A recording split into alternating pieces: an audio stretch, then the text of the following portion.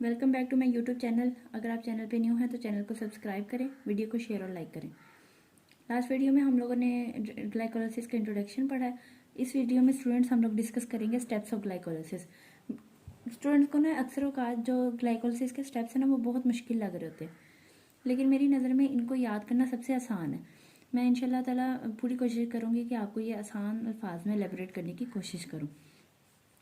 जैसे हमने पिछली वीडियो में पढ़ा कि ग्लाइकोलाइसिस के दो फेजेस होते हैं, एक प्रिपरेटिव फेज और दूसरा ऑक्सीडेटिव। प्रिपरेटिव में भी 5 स्टेप्स हैं, ऑक्सीडेटिव में भी 5 स्टेप्स हैं। पहले हम लोग प्रिपरेटिव फेज डिस्कस करेंगे क्योंकि यहाँ से ग्लाइकोलाइसिस का प्रोसेस स्टार्ट होता है। तो स्टूडेंट्स, जो प्रिपरेटिव फेज है वो होता है इन एब्सेंस ऑफ ऑक्सीजन। इसका जो स्टार्टिंग मटेरियल है, जो स्टार्टिंग रिएक्टेंट है वो है ग्लूकोज। हम सब जानते हैं कि ग्लूकोज जो है वो 6 कार्बन मॉलिक्यूल है। जैसे कि मैंने यहाँ पे एक इसका कार्बन मॉलिक्यूल्स ड्रा किए हुए हैं। तो क्या होता है, सबसे पहले ग्लूकोकाइनेज एंजाइम आता है और वो इस ग्लूकोज को कन्वर्ट कर देता है G6P में। G6P का क्या मतलब है कि कार्बन नंबर 6 पे फॉस्फेट ग्रुप अटैच हो जाएगा और इस प्रोसेस के दौरान एक एटीपी यूज होता है और वो कन्वर्ट हो जाता है एडीपी में। तो यहाँ आप देख सकते हैं कि पहला एटीपी जो है वो यहाँ पे यूज हो चुका है। देन क्या होता है कि आपका ये जो G6P है वो कन्वर्ट होता है फ्रुक्टोज 6 फॉस्फेट में। और इस रिएक्शन को कौन कैटेलाइज कर रहा है? ये एक स्पेशल एंजाइम है जिसका नाम है फास्फोफ्रुक्टोज काइनेज 1।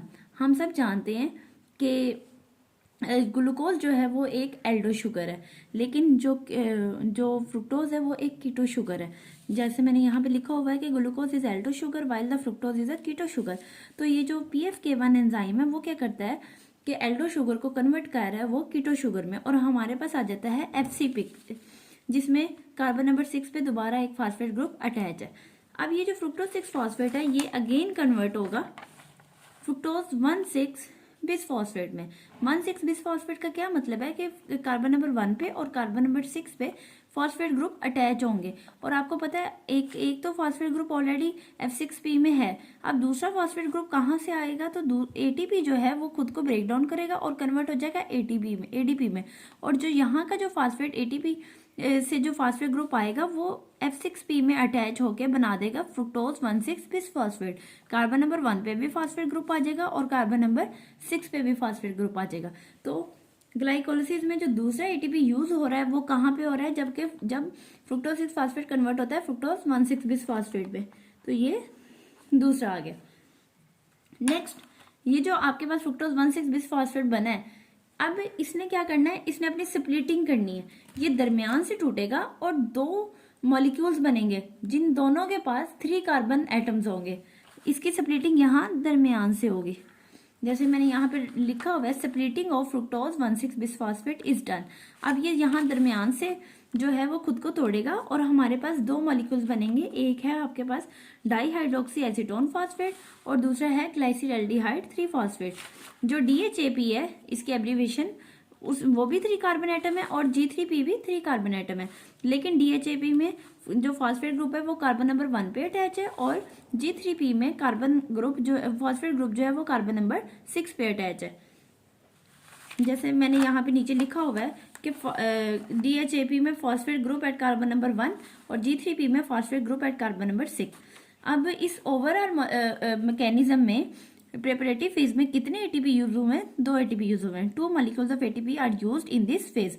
और अगर आपसे कोई पूछे कि प्रिपरेटिव फेज के एंड प्रोडक्ट कौन से हैं, तो इसके एंड प्रोडक्ट हैं DHAP एंड G3P। ओके, यहाँ तक प्रिपरेटिव फेज खत्म हो चुका है। अब हम नेक्स्ट बढ़ते हैं ऑक्सीडेटिव फेज की तरफ। ऑक्सीडेटिव फेज नाम से जाहिर है कि ये जो फेज है वो किसकी मौजूदगी में हो रहा है? इन दी प्रेजेंस ऑफ ऑक्सीजन। अब आपको पता है कि प्रिपरेटिव फेज में हमारे पास 2 मॉलिक्यूल्स आए थे, एक था DHAP और दूसरा था G3P। दोनों 3 कार्बन शुगर्स हैं। अब यहाँ पे क्या, जैसे हमने प्रिपरेटिव में कहा कि एक ही ग्लूकोज मॉलिक्यूल नीचे तक आता है और 2 मॉलिक्यूल्स में स्प्लिट होता है। अब वो जो आगे 2 मॉलिक्यूल्स हमारे पास बने हैं उन्होंने नेक्स्ट आगे पायरोविक एसिड बनाना है, अलग अलग दोनों बनाएंगे। जैसे DHAP है वो क्या करेगा? वो कन्वर्ट होगा 1,3 बिसफॉस्फोग्लिसरेट में। 1,3 बिसफॉस्फोग्लिसरेट में क्या मतलब है कि इसके कार्बन नंबर 1 पे और कार्बन नंबर 3 पे फॉस्फेट ग्रुप अटैच होगा। अब इस दौरान क्या होता है कि NAD जो पॉजिटिव है वो कन्वर्ट हो जाता है NADH में, और एक फॉस्फेट ग्रुप अटैच होता है जो कि आके लगता है कार्बन नंबर 3 पे। इसी तरह जो G3P है वो कन्वर्ट हो जाता है 1,3 बिसफॉस्फोग्लिसरेट में, इनऑर्गेनिक फॉस्फेट ऐड होता है और कार्बन नंबर 1 और 3 पे आके फॉस्फेट ग्रुप अटैच हो जाता है यहाँ पे। और साथ में यहाँ पे क्या हो रहा है कि NAD पॉजिटिव जो है वो कन्वर्ट हो रहा है NADH में। जब आपके पास 1,3 बिसफॉस्फोग्लिसरेट बन गया है वो अब कन्वर्ट होगा 3 फॉस्फोग्लिसरेट में। 3 फॉस्फोग्लिसरेट का क्या मतलब है कि जो कार्बन नंबर 1 पे जो फॉस्फेट ग्रुप था वो रिलीज हो चुका है, और वो रिलीज होके कहाँ गया है, वो चला गया है ADP के पास। यहाँ पे ADP ने वो फॉस्फेट ग्रुप एक्सेप्ट किया और वो कन्वर्ट हो गया ATP में, तो पहला ATP यहाँ पे बन गया। नेक्स्ट जो यहाँ पे जो 1,3 बिसफॉस्फोग्लिसरेट था वो भी कन्वर्ट हो गया 3 फॉस्फोग्लिसरेट में, और जो फॉस्फेट ग्रुप था वो चला गया ADP के पास और उसने दोबारा से बना दिया ATP। तो स्टूडेंट्स ये बात याद रखिएगा कि ऑक्सीडेटिव फेज में NADH कहाँ बनता है, फर्स्ट स्टेप में, जब G3P कन्वर्ट होता है 1,3 बिसफॉस्फोग्लिसरेट में, और 2 ATP कहाँ बनते हैं, जब 1,3 बिसफॉस्फोग्लिसरेट कन्वर्ट हो रहा है 3PG में, और यहाँ पे जब 1,3 बिसफॉस्फोग्लिसरेट कन्वर्ट हो रहा है 3PG में। तो 2 ATP जो हैं आपके पास इस स्टेप में बन चुके हैं। ओके, नेक्स्ट क्या होता है, नेक्स्ट ये जो 3 फॉस्फोग्लिसरेट है ये कन्वर्ट होगा 2 फॉस्फोग्लिसरेट में।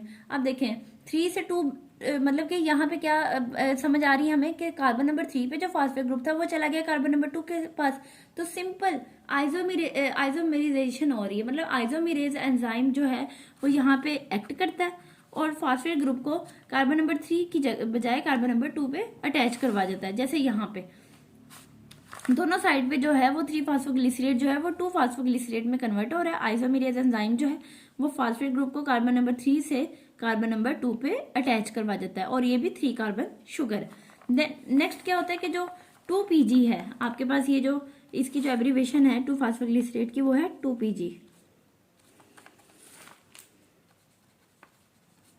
ये जो 2PG है नेक्स्ट किस में कन्वर्ट होगा, ये कन्वर्ट होगा फास्फोइनोल पायरोवेट में। अब यहाँ पे ना तो कोई ATP बन रही है ना ही यहाँ पे कोई NADH बन रहा है, यहाँ पे सिंपल वाटर की रिमूवल होती है और आपके पास PEP मतलब कि फास्फोइनोल पायरोवेट बन जाता है, और इसका जो स्ट्रक्चर है वो सेम है एज कम्पेयर टू 2PG। अब दोनों साइड्स पे यहाँ भी 2 फॉस्फोग्लिसरेट जो है वो फास्फोइनोल पायरोवेट में कन्वर्ट हो रहा है और वाटर की रिमूवल होती है। अब ये जो आपके पास PEP बना है इसने नेक्स्ट कन्वर्ट होना है पायरोविक एसिड में, और ये किसकी, यहाँ पे एक बहुत स्पेशल एंजाइम जो है ना वो एक्ट करता है। उस एंजाइम का क्या नाम है, उसका नाम है पायरोवेट काइनेज। क्या नाम है उसका, पायरोवेट काइनेज। यहाँ भी यही एंजाइम एक्ट कर रहा है और यहाँ भी PK एंजाइम एक्ट कर रहा है, और फास्फोइनोल पायरोवेट को वो कन्वर्ट कर रहा है पायरोविक एसिड में। अब इस दौरान पे क्या होता है कि यहाँ पे जो फॉस्फेट ग्रुप कार्बन नंबर 2 पे अटैच होता है PEP के, वो यहाँ पे रिमूव होता है और वो चला जाता है ADP के पास और वो बना देता है ATP। एक ATP यहाँ बन गई। इसी तरह यहाँ भी जो PEP है वो कन्वर्ट हो रहा है पायरोविक एसिड में, और जो फॉस्फेट ग्रुप कार्बन नंबर 2 पे है वो चला गया ADP के पास और उसने बना दिया आपके पास ATP। तो हमारे पास जो एंड प्रोडक्ट जो ऑक्सीडेटिव फेज का था वो आपके पास आ गया पायरोविक एसिड। 2 मॉलिक्यूल्स बने, मतलब कि अगर आपसे कोई ये क्वेश्चन करे कि जब ग्लूकोज का एक मॉलिक्यूल ब्रेक डाउन होती है तो कितने मॉलिक्यूल्स बनते हैं पायरोविक एसिड के, तो पायरोविक एसिड के 2 मॉलिक्यूल्स बनते हैं, एक यहाँ पे और दूसरा यहाँ पे। अब यहाँ भी हमने देखा जैसे दोनों साइड्स पे ATP बन रही है तो 2 ATP यहाँ पे भी बन गए। अब आप देख सकते हैं कि एक ATP 2 ATP हमारे पास ऊपर बने थे और 2 ATP हमारे पास नीचे बन गए, तो टोटल ATP जो ऑक्सीडेटिव फॉस्फेट में बनते हैं वो कितने हो गए, 4, और प्रिपरेटिव फेज में कितने ATP यूज हुए थे, 2। तो net gain of ATP in glycolysis कितना हो जाएगा, अगर हम 4 - 2 करें तो नेट गेन आपके पास आ जाएगा 2। तो अगर आपसे कोई पूछे कि अगर एक ग्लूकोज का मॉलिक्यूल ब्रेक डाउन होगा तो कितने ATP की प्रोडक्शन होती है, तो स्टूडेंट्स 2 ATP बनते हैं, हमेशा ये बात याद रखिएगा। और ये जो प्रोसेस है ये इन दी प्रेजेंस ऑफ ऑक्सीजन हो रहा है, जब मैं आपको लैक्टिक एसिड ऑक्सीडेशन पढ़ाऊंगी तब मैं आपको बताऊंगी कि वहां पे कितनी एटीपी की प्रोडक्शन हो रही है। यहां तक अब ये लर्न कर ले कि जब प्रेजेंस ऑफ ऑक्सीजन में हो तो ग्लाइकोलिसिस के फेज में 2 एटीपीज की प्रोडक्शन हो रही है। और एक और मेन पॉइंट है वो ये है कि ग्लाइकोलिसिस के फेज में 3 जो है वो लिमिटिंग एंजाइम्स एक्ट कर रहे हैं, ठीक है। वो कौन कौन से हैं? एक है आपके पास ग्लूकोकाइनेस, दूसरा है फास्फोफ्रुक्टोकाइनेस और तीसरा है पायरोवेट काइनेस। ये एमसीक्यूज में भी आ सकता है और ये एज अ शॉर्ट क्वेश्चन भी पूछा जा सकता है कि जो लिमिटिंग एंजाइम्स हैं ग्लाइकोलिसिस के वो कितने हैं। तो वो पहला है जीके मतलब कि ग्लूकोज काइनेस, दूसरा है PFK1 फास्फोफ्रुक्टोकाइनेस 1 और तीसरा है पायरोवेट काइनेस। ये तीनों एंजाइम्स बहुत इंपॉर्टेंट है। अगर इनमें से तीनों एंजाइम्स में से किसी की ज्यादा प्रेजेंस है या उस किसी एंजाइम्स की एब्सेंस है तो जो ग्लाइकोलिसिस का जो प्रोसेस है वो चेंज हो सकता है उसमें, ठीक है। ये जो चेंजेस है वो इंशाल्लाह हम नेक्स्ट वीडियोस में डिस्कस करेंगे। और अभी तक के लिए अगर आपका कोई क्वेश्चन है तो आप मुझे कमेंट सेक्शन में पूछ सकते हैं। अगर आप मेरी वीडियो पे नए हैं तो आप मेरे चैनल को सब्सक्राइब करें, वीडियो को शेयर और लाइक करें। Thank you so much, take care and Allah Hafiz.